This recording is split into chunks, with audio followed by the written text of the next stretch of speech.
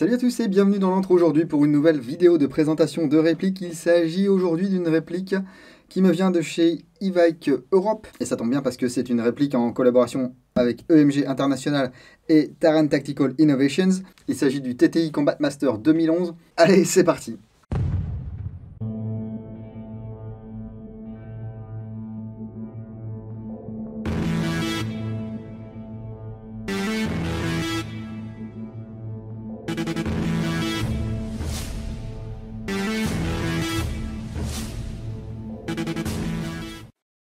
Merci beaucoup à toute l'équipe d'Evike Europe qui m'a envoyé cette réplique pour que je puisse la découvrir, vous la présenter et la tester. C'est une réplique que vous trouverez sur le site à 221 €, mais vous avez un code de réduction qui est dans la description de la vidéo.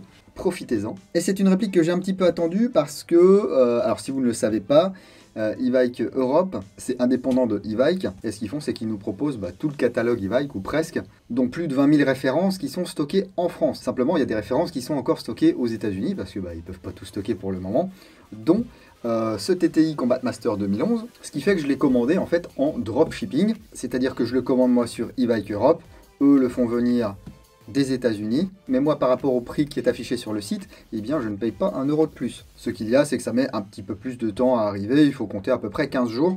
Alors qu'est-ce que c'est que ce truc là, ce Taran Tactical Innovations Combat Master 2011? Eh bien on va le voir tout de suite. Donc c'est livré dans une boîte comme ceci, assez dur, un carton vraiment très solide, très épais, avec le logo MG, le logo Taran Tactical Innovations, ici toutes les consignes de sécurité. La description de EMG, Evike Manufacturing Group. La petite boule de Noël. Ah, c'est pas un patch.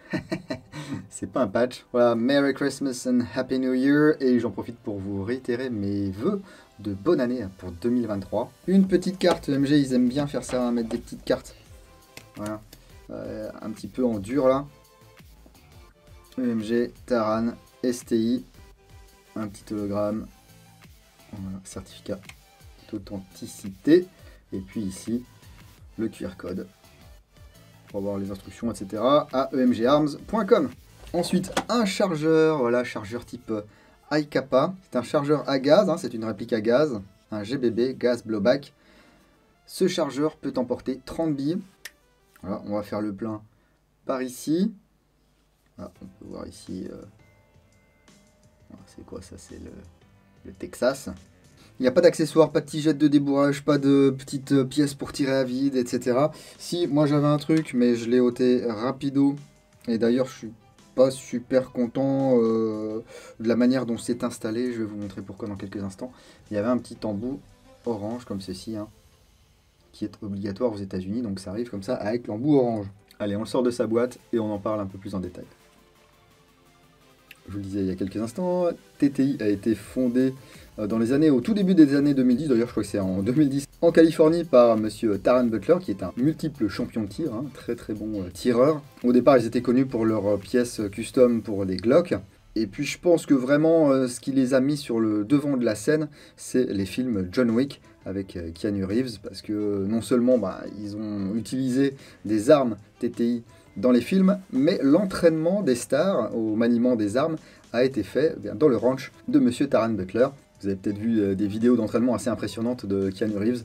Il s'est vraiment entraîné très très fort pour John Wick, et puis je pense qu'il aime vraiment le tir du coup. Et ce TTI Combat Master 2011, eh bien, il est utilisé par Keanu Reeves, par John Wick justement, dans le film John Wick 3. Voilà, on fait sauter directement la monétisation, on va se taper une petite demande de droit d'auteur et tout.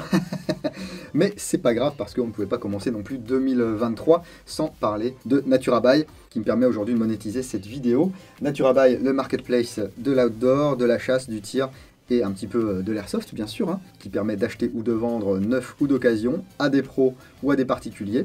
On peut créer un compte pour acheter, mais également pour déposer nos répliques d'occasion ou notre matériel d'occasion. Alors il y a une commission qui est appliquée, bien sûr, pour faire vivre les employés de chez NaturaBuy, bien sûr, mais aussi pour vous faire profiter des enchères à 1 €, du paiement en plusieurs fois et de la garantie 30 jours, heureux et remboursé.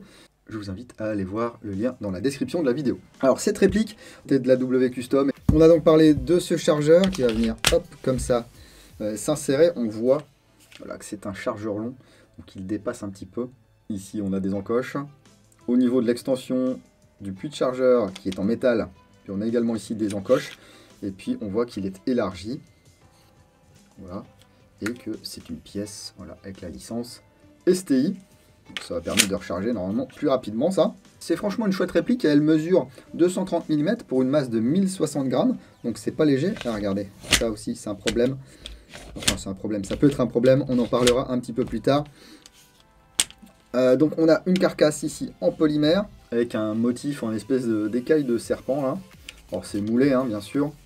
Ici une carcasse en alliage. On peut voir ici les marquages 2011. Le numéro de série, ici le logo STI. Ah donc voilà, c'était ça, le logo STI sur le chargeur. Un long rail Picatinny ici. L'arrêtoir de glissière de l'autre côté.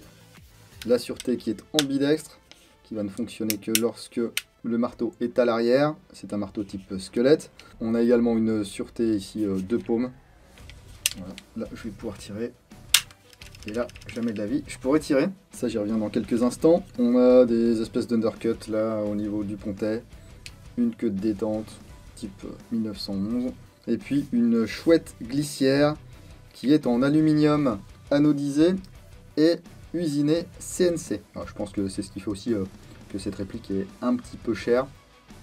On est au-dessus des 200 € nous. Avec ici le chouette marquage Combat Master, le logo Taran. Voilà. Ici également, Taran Tactical Innovations. Les ports latéraux ici pour alléger un petit peu cette glissière. Des stries de préhension à l'avant ici et à l'arrière. Voilà, donc vous voyez, hein, l'arrêtoir lui il est fonctionnel. Des marquages également de calibre ici 9 par 19, hein, c'est du 9 mm. Voilà, sur le canon externe. Voilà, ce canon externe qui a un traitement type titane. Voilà, regardez, ça c'est ce que je vous disais tout à l'heure. Lorsqu'ils ont ajouté certainement l'embout là pour le visser ou quoi, le revêtement est parti. Et ça, bah, je trouve sur une réplique neuve, c'est vraiment pas top. On voit que le canon est taraudé. Au niveau des organes de visée, il y a un guidon avec un morceau de fibre optique. Une hausse réglable. Voilà. La prise de visée est sympa. Ici, une petite texture à l'avant du pontet. Et donc, le bouton d'éjection du chargeur ici. Regardez, il est vachement protubérant. Alors il fonctionne bien, etc. Hein, le chargeur tombe. Sauf que comme il est protubérant, regardez, si je pose par exemple ma réplique là, le chargeur il s'en va. Donc attention, surtout si vous portez votre réplique sur la droite dans un holster. Si jamais ça frotte, voilà, si jamais ça vient frotter, le ressort n'est pas très dur en plus, donc on peut perdre son chargeur. Faites très attention à ça. Mais à part ça, bon alors ça tient bien dans la main, hein, on l'a dit, ça fait plus d'1 kg.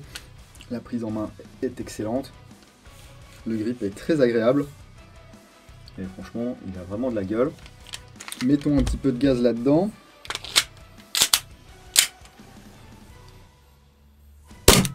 Oh oh! C'est très intéressant. La queue de détente est très agréable. Pourtant, j'aime pas trop les détentes type 1911. Vous voyez, ici, on a vraiment un mini débattement. Voilà, on est sur le mur, là. Là, ça va partir. Voilà, ça part. Il n'y a pas d'over travel. Voilà, le reset. Faut pas se louper, hein. Mais il est assez court. Bon, il n'y a plus de gaz, là. Mais c'est assez sympa. Et du coup, je vous propose d'aller voir au chrony et sur cible ce que ça donne.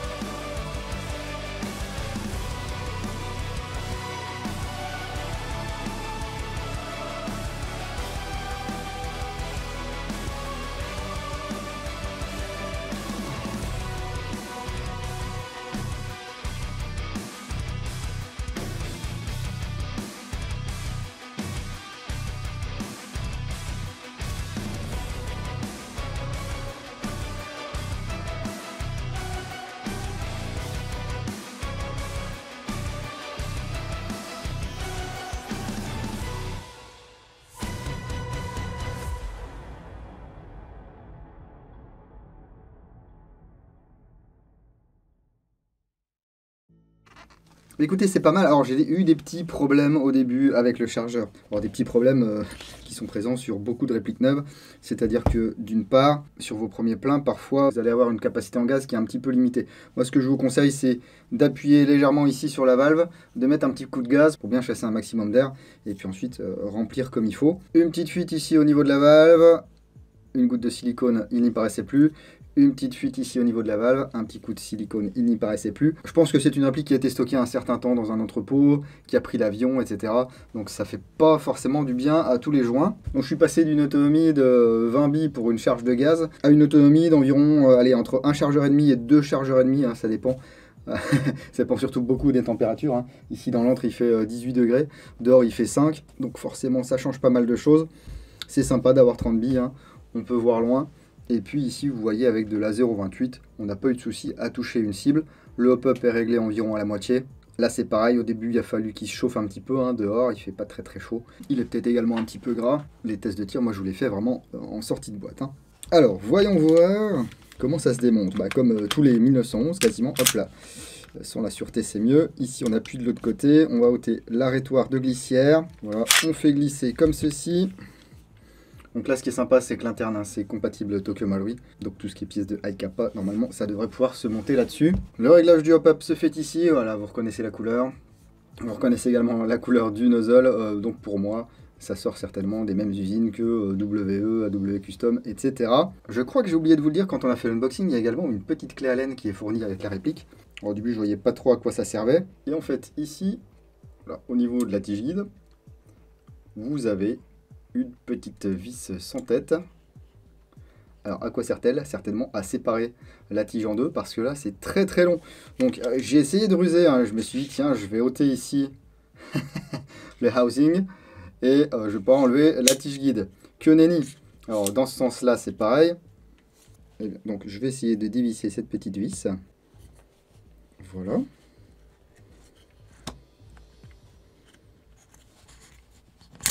Oula. Et vous voyez, ça permet ici de s'en sortir. Voilà. Attention au ressort qui vole. Voilà, le housing. Et maintenant, on peut faire sortir le canon par l'avant. Donc ici, la glissière. Alors, j'aurais tendance à dire qu'il y a peut-être une première pièce qui est moulée. Et puis ensuite, l'extérieur qui est fait en machine CNC. Ah bah voilà, encore ici, le logo TTI. Le nozzle ici. On a un faux percuteur ici. Le canon externe qui perd très très vite, c'est dommage. Hein. Son revêtement, regardez ça. C'est dommage, pour une réplique à plus de 200 €, hein, on pourrait avoir des finitions qui sont un petit peu plus solides. Surtout que là, elle sort de boîte. Alors je me demande moi si elle n'a pas été utilisée avant. Hein. Vous voyez ici, c'est pareil. Hein. Donc là, pour démonter, on enlève cette petite vis. Voilà, comme ça, la cale en plastique ne nous empêche plus de sortir le canon interne. Ouais, vous voyez, appui pas très large là. Bon, par contre, c'est pas un joint rouge Zarbi comme on a des fois. En tout cas, il a l'air de mieux fonctionner que la plupart des trucs qui, pour moi, sortent d'AWC là ces derniers temps. Le canon noir ici.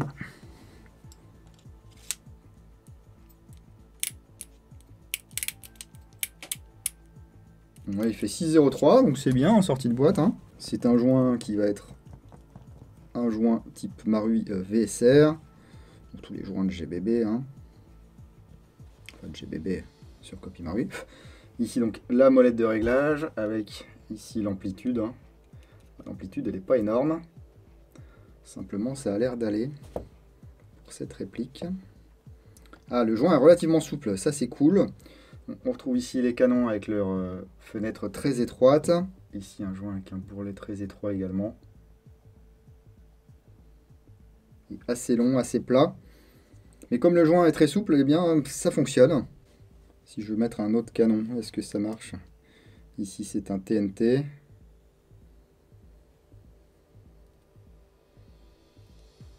Écoutez, ça a l'air d'être compatible. Hein.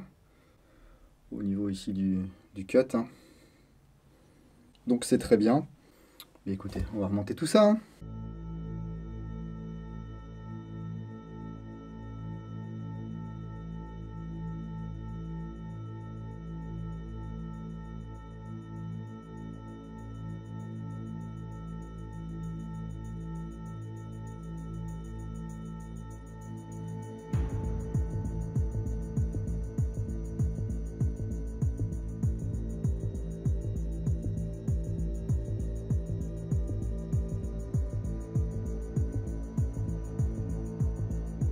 Du coup, voilà, pour 221 €, on paye clairement toutes ces licences. Certes, on a une glissière en alu moulée qui est finie en machine-outil à commande électronique. Une carcasse sympa, tous les marquages et tout. En sortie de boîte, c'est pas dégoûtant. Le kick est vraiment sympa. Je suis étonné hein, pour un gaz. Donc ça, c'est cool.